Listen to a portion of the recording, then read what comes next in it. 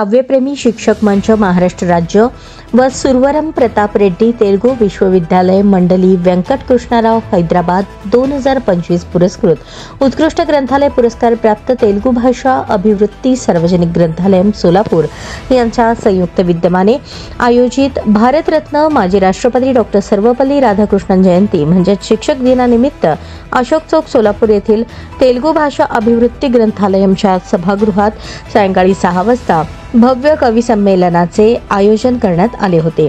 प्रथम श्रींची प्रतिमा तेलुगू तल्ली व डॉ. सर्वपल्ली राधाकृष्णन यांच्या प्रतिमेचे पूजन मान्यवरांच्या हस्ते करण्यात आले।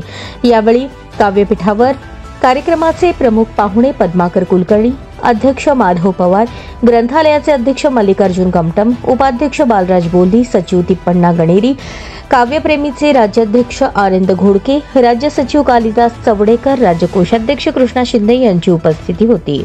यानंतर काव्यप्रेमी शिक्षक मंचतर्फे कालिदास चवडेकर यांनी तर ग्रंथालयातर्फे अध्यक्षांनी प्रस्तावना केली। प्रमुख पाहुणे पद्माकर कुलकर्णी यांनी आपल्या मनोगतात समाजात शिक्षक हा महत्त्वाचा घटक असून त्यांचे ज्ञानदानाचे कार्य वाखाणण्याजोगे आहे असे मत व्यक्त केले। तर ज्येष्ठ कवी माधव पवार यांनी आपल्या अध्यक्षीय भाषणात शिक्षक विद्यार्थी घडवण्याचे महत्त्वाचे कार्य करत असून समाजात अजूनही आदराचे स्थान आहे असे मत व्यक्त केले। त्यांच्या मृत्यू कवितेने रसिकांच्या मनात घर केले।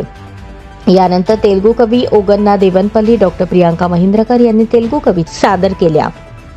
शंकर कांबळे, भगवान चौगुले, मयुरेश कुलकर्णी, प्राध्यापक नरेंद्र गुंडेली, कालिदास चवडेकर, आनंद घोडके, सुरेश निकंपे, दत्तात्रय इंगळे, जमालुद्दीन शेख, शैलेश उकरंडे, चंद्रप्रकाश यनगुंटी, लक्ष्मीकांत बिराजदार, अय्यूब नल्लामंदू, प्राध्यापक बालाजी गोप, नागेंद्र माणकेरी, जावेद शेख, सुभाष सुरवसे, कृष्णा शिंदे, श्रीमंत कोळी, रेणुका बुधारम, रझिया जमादार, प्राध्यापक दुर्गा जोशी यांनी मराठी कविता सादर केल्या। कवी प्राध्यापक नरेंद्र गुंडेली यांनी आपल्या बहारदार सूत्रसंचलनाने रसिकांना मंत्रमुग्ध केले। शेवटी श्रीमंत कोळी यांनी आभार मानले। सदरच्या कार्यक्रमासाठी ग्रंथालयाचे ग्रंथपाल विजयलक्ष्मी गुडूर, पुरुषोत्तम बुधारम, किसन आडम, इस्माईल जमादार व परिसरातील नागरिक मोठ्या संख्येने उपस्थित होते।